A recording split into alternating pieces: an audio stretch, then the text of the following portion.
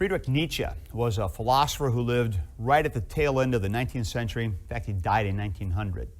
And Nietzsche is well known because he said God is dead, and kind of irritates Christians, and they don't think much of Nietzsche.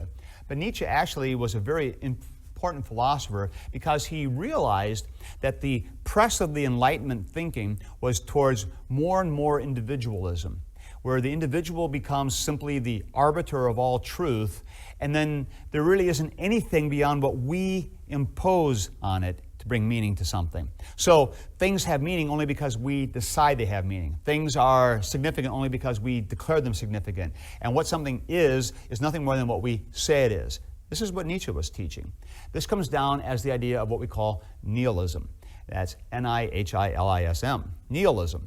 Nothingness. Nothing there. There's nothing that we can be sure of, nothing we can be certain of, nothing worth living for, nothing worth dying for besides what we assert and what we bring to that, which is where Nietzsche comes up with his will to power. The will of the individual is what matters, and I bring meaning and I bring interpretation to something, and because I have the courage to live that, that becomes meaningful because I've asserted it.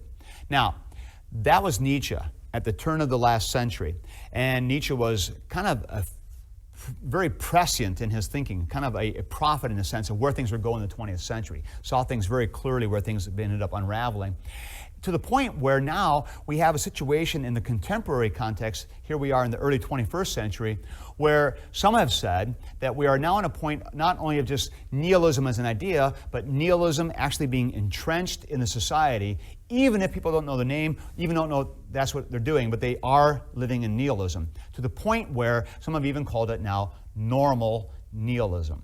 And it was a guy named James Edwards who wrote a book called The Plain Sense of Things, who articulated this very clearly. He argues that in the early 21st century, what we have actually arrived at is a situation where there is no longer the ability to prove a final, fundamental truth beyond any doubt that everybody's going to agree on. And so nobody's really sure what is fundamentally true or real anymore besides what they choose. And Edwards says it's not unlike going to the shopping mall, where you can pick different worlds and different stores, and those become your reality. So you might become an IBM computer guy, and you go to the Microsoft store, and that's your thing. You're all about that kind of computer world. Or maybe you're a Mac guy, and you go to the Apple store, and that's your world. Or maybe your world is all about the great explorer, and so you go to REI or Eddie Bauer, and that becomes your world. Or maybe you're into the fashion world, and so you shop at Nordstrom, and that's what's important to you. And so you can inhabit the worlds that matter to you. Or maybe your world is Christianity, and so you go to the Christian bookstore, and that's your reality.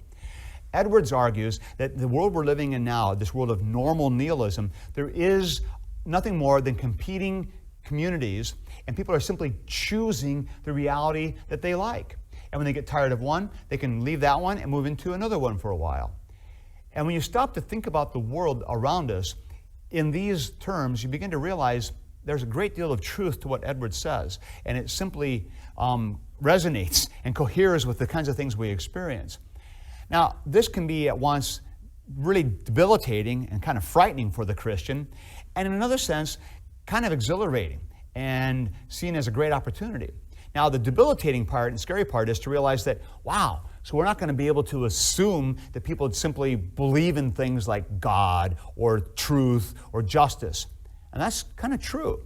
And that's a little disconcerting.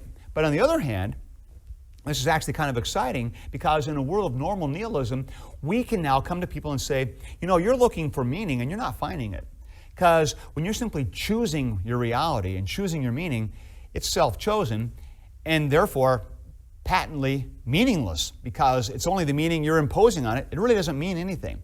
And we get to tell people, guess what? There's a story that is more real than the one you're making up.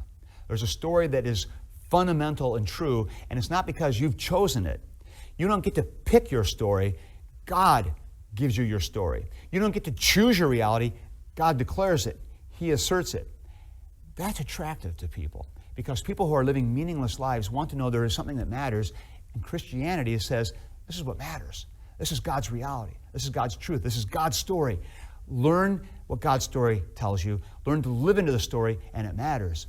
And so normal nihilism is, kind of a scary thing, but also a tremendous opportunity for the church to be able to speak with confidence into this nihilistic world and say, it's not all nihilistic. It's not all nothing. Christ has come. God has spoken. God is at work. He is coming again. There is a purpose. There is a goal. His story is normative. Live your life in His story, and things start to come together. It's a great opportunity. It's a great chance. We shouldn't be afraid of normal nihilism. We accept it, we recognize it, and then we rush out into that world and we speak God's truth with a great deal of confidence.